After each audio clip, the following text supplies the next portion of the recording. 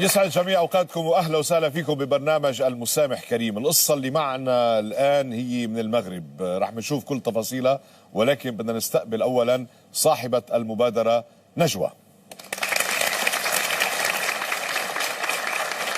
أهلا بنجوى. أهلا، تفضلي تفضلي. أهلا وسهلا فيكي نجوى. أنت من المغرب، من وين؟ من مراكش. من مراكش. أهلا وسهلا فيكي، مراكش الجميلة. نجوى، عندك قصة أنت مع ست كنت تحبيها، ما بعرف إلى أي درجة بعدك بتحبيها الآن. نجوى كانت تشتغل بمحل ملابس بمراكش عند سيدة اسمها حسنى. الست حسنى حبتها لنجوى ولقيتها لطيفة وكويسة ومهذبة وبنت ناس. بقى قالت ليش ما بخطبها لابني، عندها ابنها بده يتزوج. بقى تعرفت على ابنها وصار في هيك عشرة بين بعض وخطبوا نجوى هي وابنها لحسنى، وكل الأمور ماشية على خير. سافر الشاب، راح على أوروبا بيشتغل، وضلوا مخطوبين على أساس بس يرجع بيتزوجوا. ذات يوم حسنى هيك مرأة بالشارع شافت نجوى جالسة مع شاب وعم تحكي هي وياه بالمقهى. بقى ابتعدت شوي وتلفنت لها، طلبتها بالتليفون، قالت لها أنت فين؟ قالت لها نجوى أنا مع الماما وبالسوق، ماشيين بالسوق. عرفت إنه عم تكذب. لذلك لما رجعت ثاني يوم على الشغل نجوى، حسنى قالت لها متأسفة، خلص ما عاد إلك شغل عنا. حكيت مع ابنها على أوروبا وقالت له إنه خطيبتك عم بتخونك، بقى تفضل افسخ الخطوبة. وهكذا حصل، فسخت الخطوبة. حاولت نجوى مسكينة، يعني حتى نقول انه حاولت تشرح لسيدة حسنى انه مش مزبوط، وانه هذا الشاب ما في اي علاقة بينه وبينه، وهذا شاب كانت تعرفه من زمان، والظاهر عم بتوضح له موقفها انه هي اصبحت على ذمة شاب اخر. بس المهم انه حسنى ما رضيت ورفضت، والقطيعة لها 2 سنين. مش هيك؟ الموضوع كله سوء تفاهم لا اكثر. سوء تفاهم. وما اعطتنيش فرصه انني نشرح لها سوء التفاهم اللي طرا. نعم. انا كنت باغا باش ننهي العلاقه اللي كانت بيني وبين هذاك الشاب، لانه كان دائما تيعيط ليا، تيتصل بيا، وما بغاش ينهي العلاقه. يعني باقي عنده امل اننا نرجعوا مع بعضياتنا، لانه نعم. كان موضوع زواج. فكثر ما اتصل كثير قلت لي اوكي نتلاقاو. درنا الامور من سوء حظك عشان بس اشرح له. نعم. اني انا خلاص مخطوبه وحتجوز، يعني خلاص انساني بالمره. نعم. فلما اتصلت لي خالتي حسنى، انا ما كنتش عايزه اقول على فكره، انا اصلا بقول لها كل حاجه، يعني اي حاجه بتحصل لي في المدرسه ولا كل حاجه بقولها لها. نعم. بحبها في مرتبه امي، يعني مش حلو. حاجه. للاسف فهمتني غلط، وانا ما قدرتش ولا. ليه ما قدرتي تشرحي لها؟ كنت مع الشاب عشان انهي الموضوع، ما بغيتش نركز على هذاك الموضوع، صافي بغيت ننساه، ما بغيتش ندخلهم. ثاني يوم لما قالت لك خلاص ما بقى عندك شغل وطلبت من ابنها، مشيت انا ثاني يوم من الشغل، حاولت نشرح لها بس تصرخ وخلاص. مشيت للبيت عشان نتصل بمهدي، فصدمت. اسمه مهدي؟ خطيبي كان اسمه مهدي؟ صدمت انه ما بيجاوبنيش، وبعت له رسائل كثير. نعم. نعم. نجوى، ومن وقتها ما عدتوا تكلمتوا انت وخطيبك؟ لا. ما حاولتي بعدين؟ صدق امه وهي مش مصدقاني اصلا، ما ادتنيش فرصه عشان اتكلم اشرح لها. نعم. الموضوع خلص. وانت ما شرحتي له؟ فيك تبعتي له بالمسج، فيك تبعتي له. بعت بس مش بيجاوب، يعني ما جاوب. هو فرنسا مش بيجاوب. ما جاوب. خلص هو انهى العلاقه يعني. ما عدتي عرفتي عنه شيء؟ لا. خبريني عن وضعك العائلي، انت عايشه مع اهلك؟ عندك اخوان، عندك اخوات، كيف وضعك؟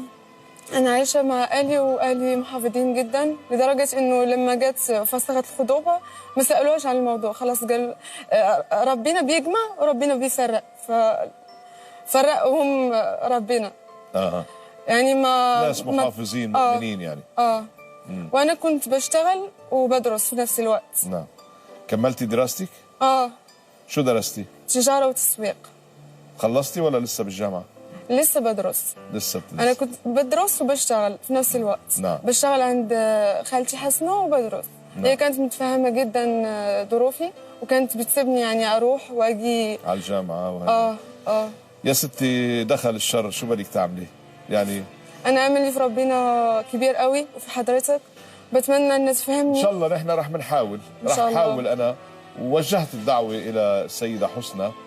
خلينا نشوف كيف تلقت الدعوة واذا قبلت انه تجي. اوكي.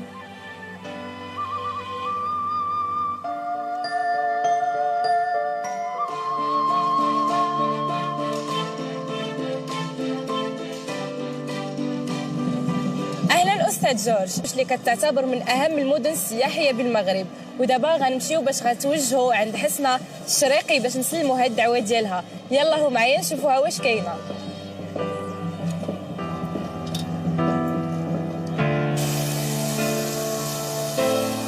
أهلا أستاذ جورج، حنا دابا في نافورة كيليز وغنمشيو باش غنقلبوا على البيت ديال حسنة الشريقي باش نسلموا هاد الدعوة ديالها. يلا هو معايا.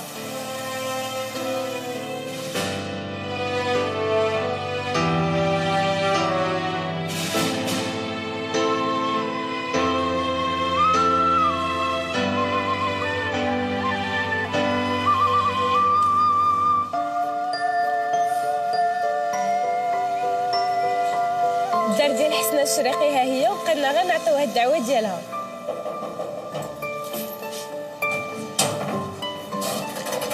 السلام عليكم. السلام عليكم. ممكن انا نهضر معاك؟ كلشي مزيان بخير؟ لاله حسنة الشريقي هادي. اييه شكون معايا؟ معاك رجاء السهلي من طرف الاستاذ جورج قرداحي. اييه شرف. هذه الدعوة ديال الحضور نتاع البرنامج ديالو. ان شاء الله كنتمناوك تمشي. شكون مصيفطوا ليا مصيفطوا لك من البرنامج ديال الاستاذ جورج قرداحي، البرنامج ديالو جديد. صافي قبل الدعوه مرحبا الدنيا يعني ان شاء الله. ان شاء الله يلا باي باي. بسلامه عليك اختي، الله يعاونك.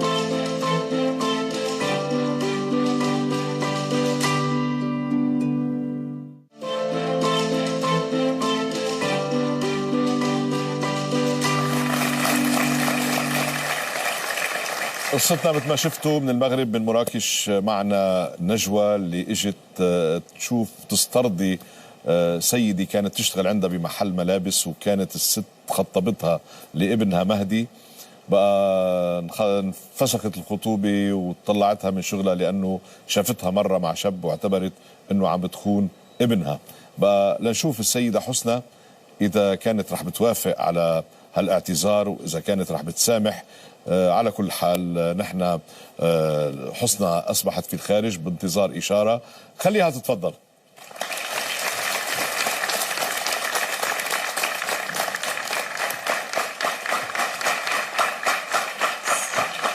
اهلا بالسيدة حسنى. كيف احوالك؟ اهلا وسهلا. بخير. كنت لابسه اللباس المغربي شفناك. بارك الله فيك. اهلا فيك. طمنيني عنك. كيف مراكش؟ والله بخير الحمد لله. اموركم كلها بخير؟ الحمد لله والله بخير. كيف المحل وتجارتك والملابس؟ كل بخير والله. لا بخير. من وين بتجيبي الملابس انت اللي عم تبيعيها؟ الملابس النسائيه من وين بتستورديها؟ اوروبا؟ يبعثها لي ابني من فرنسا. من فرنسا يبعث لك اياها؟ ايوه. اوكي ماشي الامور. كيف حالك انت؟ انا الحمد لله والله الا فرحان بوجودك ولقائك والله العظيم. لما جاتني الدعوه الا فرحتي كيسي قسما بالله. باش ونحن السعداء. كبير. نحن السعداء. عجبني مصر وفرحانه بمصر قوي وعزيز عليا بلد مصر، وجاتني هذه الفرصه والله عشان البرنامج الجديد ده وفرحتي قوي. الحمد لله. الله يخليك. ولي باش نتلاقى بك. تسلمي. شو اخبار ابنك بفرنسا؟ كويس بخير. كويس. شو عم بيدرس؟ لا بيشتغل. شو بيشتغل؟ محل بيع وشراء. بيع بيع وشراء. الله يوفق. ربنا يخليك. فرنسا قريبه عليكم. ايوه. يا ستي بشكرك انك جيتي. برنامج. وهذا البرنامج اسمه مسامح كريم. جديد. مسامح كريم. سامعة فيه؟ أنا ما شفتيه ولا مرة؟ لا. لا هذا اسمه المسامح كريم. برنامج جديد يعني له صار شي سنة تقريبا، ما عادش جديد بس له شي سنة. هالبرنامج انا لا وسيط. شيفان مسامح كريم، ولكن انا ما وسيط. عندي علاقه. انا وسيط خير. لا لا لا مالك علاقه طبعا. يعني انا ليش انا ما بعرف حد هنا في مصر. مش مزعلي حدا انت. ربنا لا. يخليك، هادشي اللي بغيت نعرف. ست حسنى، ربنا يخليك. شو عندك اولاد غير اللي عندي واحد المهدي. الله يخلي لك ربنا يخليك، هو اللي عندي 30 يا سنه. ستي ليكي، انا وسيط خير. والهدف من البرنامج هو هيك اصلاح ذات البين، يعني اذا في ناس زعلانه، اذا كذا. انا ما زعلانه مع حد، مش حدا ابدا. طيب في حدا دعاكي؟ لا شكرا هيدا. انا في حدا دعاكي، هو دعاكي بحبك. مين؟ في حدا دعاكي بحبك. شكون؟ ابني. انا دعيتك، وهالشخص دعاكي لانه بحبك. بتحبي تعرفي مين؟ مين؟ طلعي بالشاشه. ما بعرف انا ما حد. تخافش.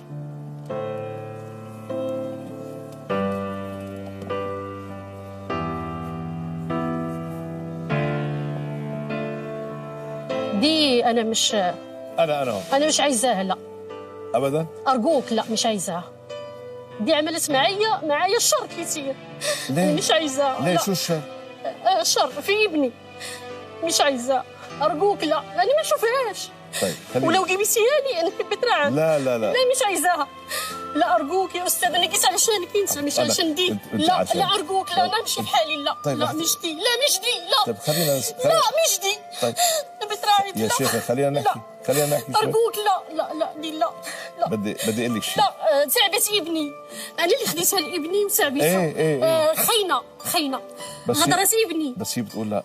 لا غدرت ابني. لا انا شفتها بعيني، كذبت علي في لا دي لا. ارجوك انا جيت عشانك انت، برنامج جديد وبكون عرفتها هي ما نجيش. حبيبتي لا دي لا دي لا. ارجوك عادي لا. اسمحي لي اي وحده الا دي. خلاص بس انا على عيوني. خليني احكي، بس خليني احكي انا يا شيخة، طولي بالك. ما حدا راح يجبرك ولا راح الزمك باي شيء، بس خليني انا. والله ست ارجوك خلص عيوني، خلص ما لك علاقه. احكي معي انت بس. هيدي تقول لك شو، اسمعي. هيدي البنت هي طلبت، هي اصرت انه ندعيكي لانه هي. ما انا ما بيني معاه والو. اسمعي شوي خليني اخبرك. انا ما بيني معاه والو. يا ستي فرقنا من 6 اشهر. يا ستي خليني احكي معك. هيدي البنت بتعتبر انه صار سوء تفاهم. كذابه خاينه. خليني احكي. وهي بتقول انك انت ما خليتيها توضح، حابه توضح لي. انا شفتها بعيني، شفتها بعيني. وين شفتيها؟ هي وصديقها. وين؟ في المغرب، في مراكش. بس وين؟ باي مكان؟ في مقهى. ايوه. اشنو معنيته استاذ؟ طب اسمعي. وانا اللي اخذتها لابني عامين وهي خدمه. عادي شوي، عم بخبرك، انا عم بحكي لك، انا روقي شوي. احكي شوي. انت شفتيها جالسه تتكلم معاه. في شيء غير هيك؟ علاش؟ عم بتبوسوا؟ ايوه. عم بيبوسها؟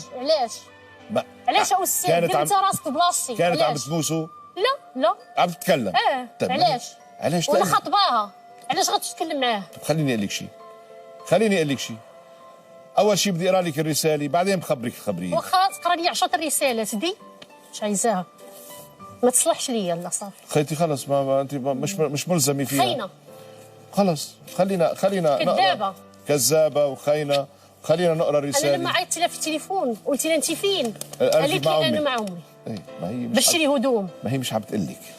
وانا تقت فيها عامين، درت اكثر من بنتي. انا ما عنديش البنت ودرتها هي بنتي. تقت فيها عامين وعزيزه عليا، هي عينيه. تقت فيها عطيتها. صعبان يعني. انا حل كنت كتشتغل عندي عامين. ما هي هذا صعبان عليها.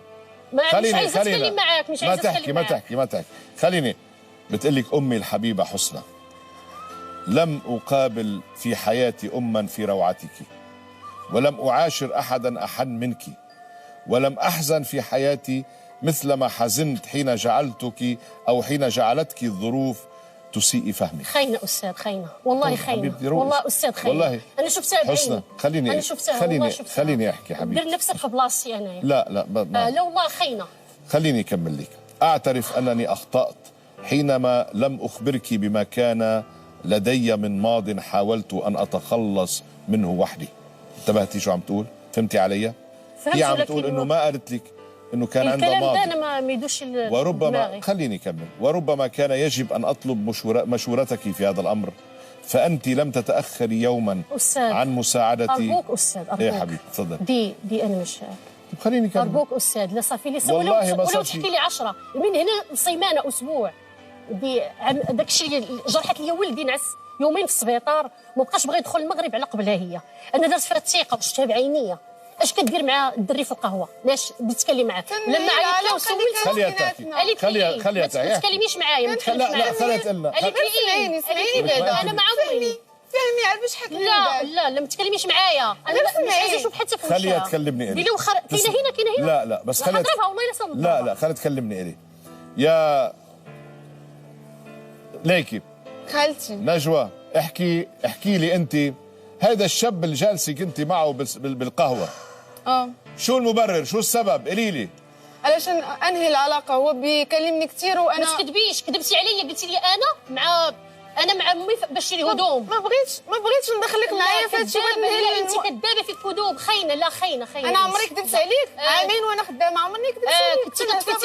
كنتي كطفي التليفون وانا معك في المحل. كنت عيط ليا لا قولي الحقيقه، لا قولي الصراحه، انا عملتك بحال بنتي، ما عنديش بنتي وانا عملتك انت زي بنتي، ما تستاهليش. خالتي انا ما قلتش لك صيفطي ليا، انا ما قلتش لك.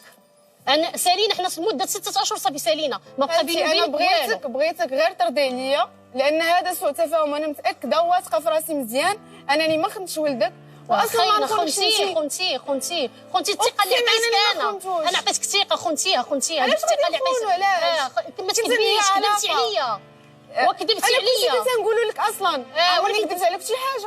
ولكن كذبتي عليا في هذه، بغيتي اكثر من هذه. وعامين كنتي بعاملك ازاي؟ مش زي بنتي، اكثر من بنتي.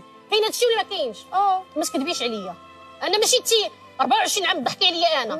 لا حشومه، لا ما ديريش معايا هكاك. باغي غير ننهي العلاقه بلا ما ندخلكم نتوما فيها. ما كانش يستاهل اصلا انني نقولها لكم. ما كتستاهليش. خاينه اصلا، انت خاينه. ست حسنى اسمعيني شوي عيوني، بس اسمعي شوي، بس هدئي شوي. هذه البنت اجت امام الملايين حتى توضح الامر. معلش انا مش جايه، انا ما كيحسبنيش هكا. لا بس انا مش جايه عشان اعمل بها السوق يا ستي ولكن هي جبدت ديك 6 شهور. دابا اللي نسيت انا ولدي انا بها سبابا مرض يومين هو في السبيطار ناعس بسبب هذا الشيء. هو ما شافاش، انا اللي قلت ليه شنو كاين، وانا انصدمت فيها، تاثرت انهيار عصبي بسببها. السكر بسبب المشكل ده. عندك سكر؟ ما تنفع لي هلا، ما تنفع لي بليز. روقي شوي. لو كنتي مكاني حتعمل يا حبيبتي فعل اكثر من كده. يا شيخه روقي شوي. ما هي البنت عم بتقول انه كانت عم بتخلص منه، هذا الرجل كان عم بيلحقها بالتليفون. ولكن من عيطت لك كذبت عليا، قالت لي انا مع امي بشري هدوم. حتقول لك قاعده مع شاب. كذبه صغيره حيكذب عليك غدا بكره. يا شيخه بدي كذبه كبيره. اسمعي انا زي امها، ما تكذبش علي، تقولي الحقيقه الصراحه. انا ما غندير لها والو. منتظره منها تقول لك انه انا قاعده مع شاب. نعرف شنو كاين، راك غندخل نتفها تما. كون جيتي غادي تعرفي ديك الساعه الحقيقه. كون جيتي ولكن ما تكذبيش. من عيطت لها في التليفون بغيت نعرف رد الفعل ديالها. من عيطت لها في التليفون قالت لي انا مع امي بشري هدوم وهي في القهوه. ما بغيتش ندخلك اخالتي في هذا الشيء. ولدي عندي ولد واحد. ضحك عليا هي. واش متفق معايا استاذ؟ راه حشومه. بس ليكي هي صعبانه انت عليها. لا ولكن انا لو صعبتي عليها ما تكذبش عليا. هي كذبت عليا، هي ما صعبتيش عليها، انا صعب عليها حلها. انا غلطت وهي معاوده لي على هذا الشاب من أبي. يعني انا قلتها لك. ولكن واش عرفتي انا واش كديري انت معاه؟ قلت لك انني نهيت العلاقه بيناتنا. ديني معاك انا وبركي معاك. كنت عيطت لي علاش غتهضروا انني نشوفكم. لا نشوفكم علاش غتهضروا، نعرف اش كاين، واش واقع. ما تضحكيش عليا. كنت نهيت العلاقه. درتك في بلاصه بنتي ما كتستاهليش. مهدي هذه البنت اجت امام الملايين تعتذر منك، واجت تقول لك انه هي غير مذنبه بريئه، ما كانش في شيء. انا مش حسامحها على اللي عملته ده. مرضتني، عملتي فيها ثقه عامين وانا بطيء فيها اكثر من بنتي، ولكن هي خانتي الثقه دي. هي قالت حتعمل في بلاصتي انت يا استاذ. ازاي حتعمل؟ لا اسمعي، ما حدش تكتب دابا رساله هي اللي ما حدا بالبلاص تبع حدا. ما حدا بالبلاص تبع حدا. ما حدا مكان حدا. انا زي والدتها. انت زي والدتها. هي قالت لي ما خصكش تكذب عليا، ما خصكش تكذب عليا يا شيخه. الكذب حرام. بيكون والثقه اللي درت فيها ولدي ما بقاش بغى يدخل المغرب على قبل. مرضت لي ولدي انا، عندي ولد واحد شاب دري واحد، وسول كيفاش كنت كيعاملها ولدي انايا. يا شيخه بدنا ابنك يرجع على المغرب وبدنا يرجع. ما بقاش بغى يرجع على قبلها، ما بقاش بغى يرجع. خالتي ما خالتكش. ما خالتكش. انا راجيم وفهميني فهمي. عامين ما قدرتيش انك حرام تعرفيني عليك، واش عارفاني نكذب ولا مريضه لا. تبعتي لي ليه؟ ما تبعتيليش ياك انا معاك في المغرب، ما تبعتيليش انا مريضه. حرام عليك والله، حرام عليك. سلامة قلبك يا شيخة. طب اسمعي ما بدنا هيك تكوني مريضة، بالعكس. خالتي قولي يا نجوى. انت العيلة مولتي القد والباسي وتي ويا لله أمولاتي ويا لله أنا جني وجنوني. صوتها حلو كمان. ليش ما رحتي لعندها على البيت غنيتي لها؟ بتحب الأغنية دي كتير. بتحب الأغنية دي؟ طيب بس ما عم بتقلك أنت خاينة. والله العظيم ما خنت. والله العظيم بتقولي؟ أنا واثقة في نفسي كتير وواثقة فيها علشان كده أنا عايزاها تسامحني. بتقولي والله العظيم إنك ما خنتيها؟ لا خانتني خانت الثقه اللي كديرها فيها، خانت الثقه اللي دايره فيها.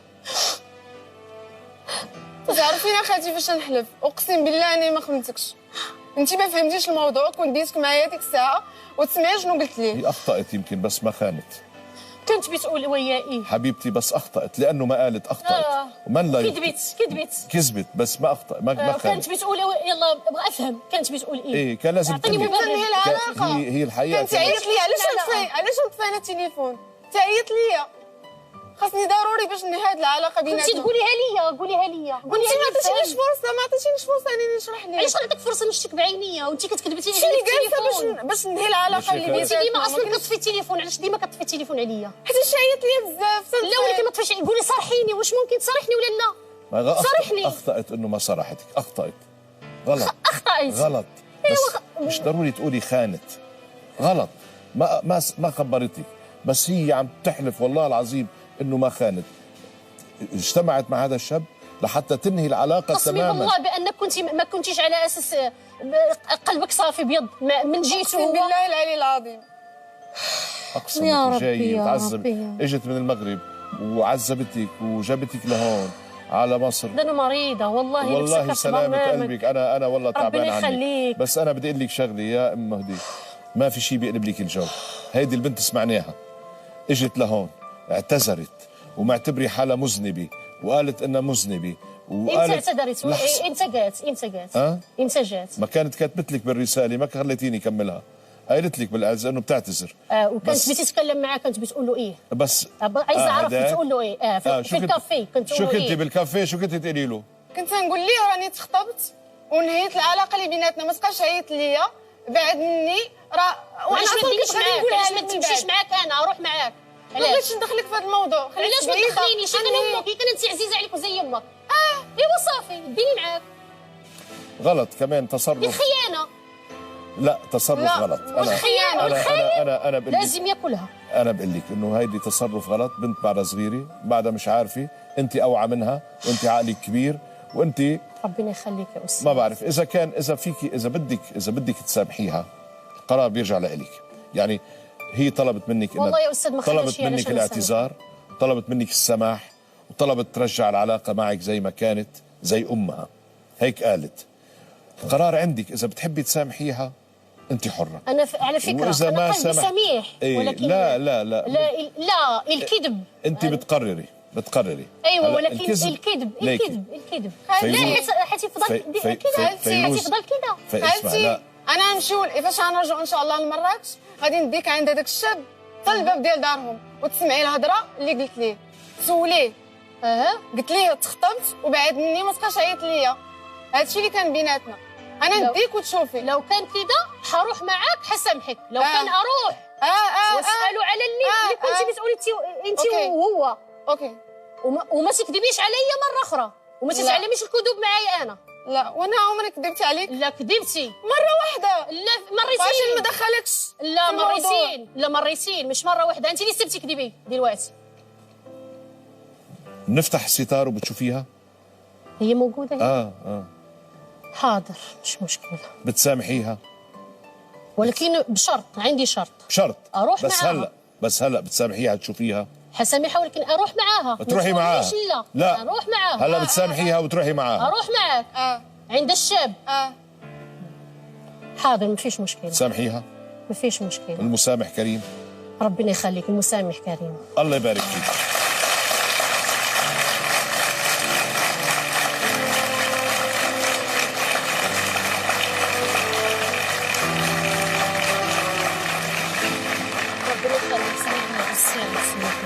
ربنا يخليك.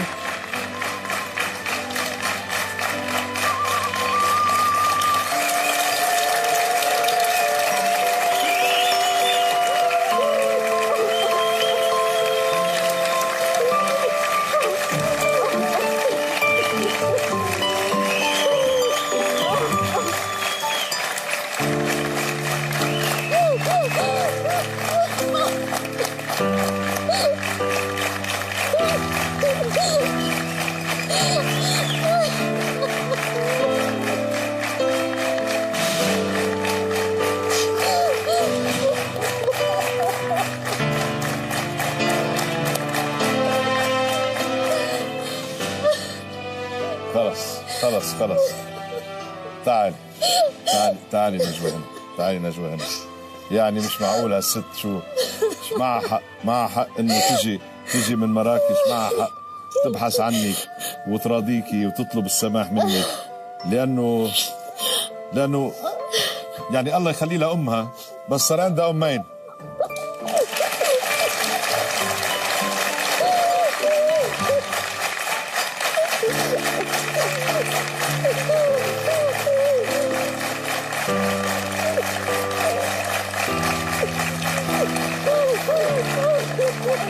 طيب بدك نخليها تغني لنا شوي قبل ما تمشي؟ ايوه شو رايك؟ بتروقي شوي؟ هلا بتكملي تحضنيها برا، بتروحي معها لعند الشاب هذا، بدنا نعرف هذا الشاب شو قصته وحكايته، بترجعي تخبريني. والله والله حرجع. ايه بدنا نرجع مهدي من فرنسا. ايوه ضروري. اوكي دولي عندي. انت شو ما شاء الله عليكي صوتك حلو. هي اللي كانت مشجعة تقولي دايما غني لي. والله؟ شو بتعرفي تغني؟ هاتي لشو؟ اندلسي. ايه هاتي غني حلو والله، بس غني حلو. غني لي اندلسي. غني الاغنية اللي تصبغي. الاغنية اللي تصبغي عزيزة على اخي. مرسول الحب؟ لا هي اللي تصبغي اللي غنيت لها كبير. هيدي غنيتيها اللي بحبها. ايه خدي اسمعي. اوكي. ايه شكرا. بس هيك. ايه تعالي بركي بياخذوها بشي برنامج من برامج المسابقات. ان شاء الله ما فيش مشكله. والله يعني والله بتصير نجمه مثلا. ان شاء الله. ما شاء الله صوتها حلو. انا صوتها لاحظت حلو. انا بحب الاصوات الحلوه. والله صوتها الصوت حلو. جميل. شو بدك تغني؟ غني الأغنية اللي يلا بتحبها. غنيها شو؟ انت العيلة مولتي القد والباسي وتي ويا لله أمولاتي ويا لله أنا جني وجنوني وعليك ما يفرقوني. يلا خلص روح امشي.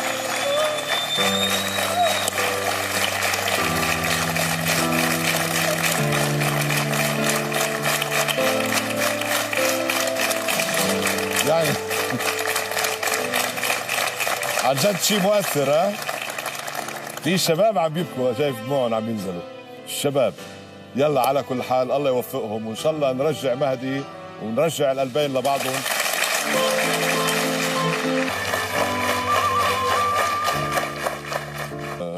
خطيبك؟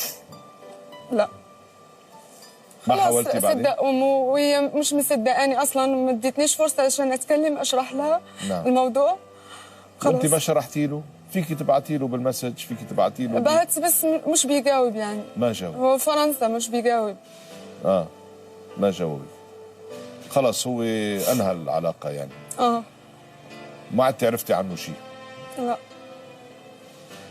خبريني عن وضعك العائلي، انت عايشه مع اهلك؟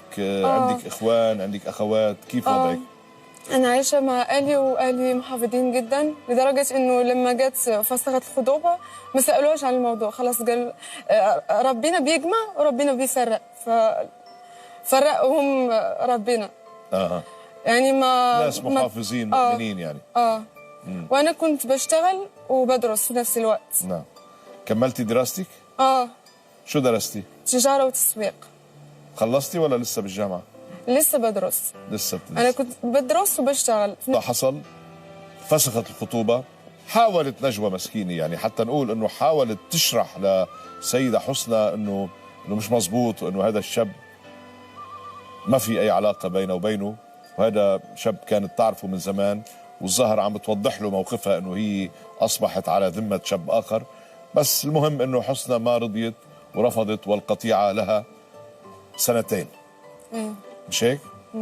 الموضوع كله سوء تفاهم لا اكثر. سوء تفاهم. وما اعطتنيش فرصه انني نشرح لها سوء التفاهم اللي طرا. نعم.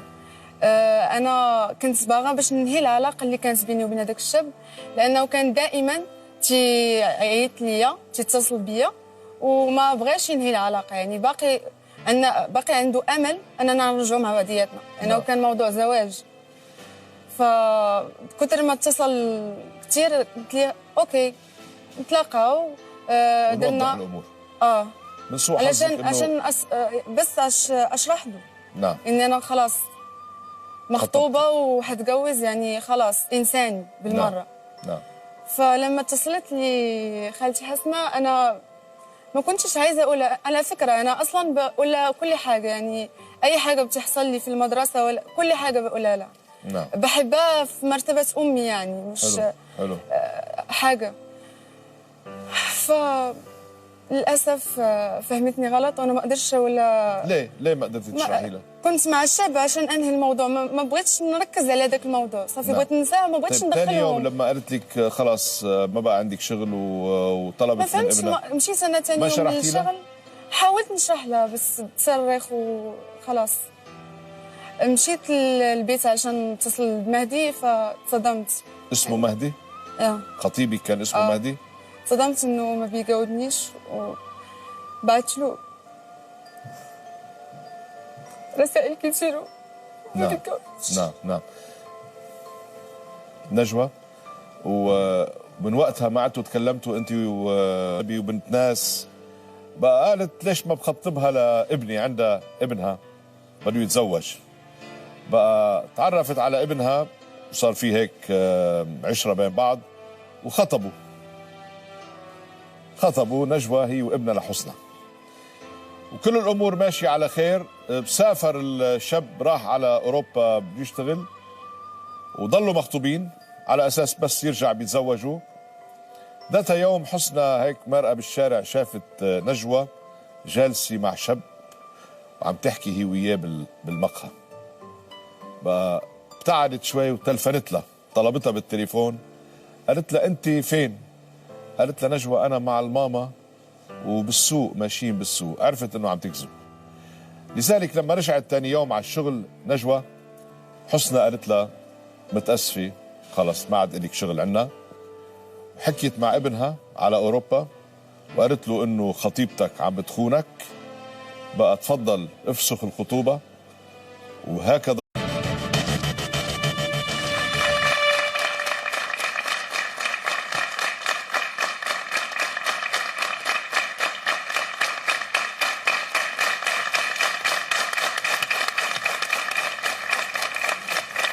يسعد جميع اوقاتكم واهلا وسهلا فيكم ببرنامج المسامح كريم. القصه اللي معنا الان هي من المغرب، رح نشوف كل تفاصيلها، ولكن بدنا نستقبل اولا صاحبه المبادره نجوى.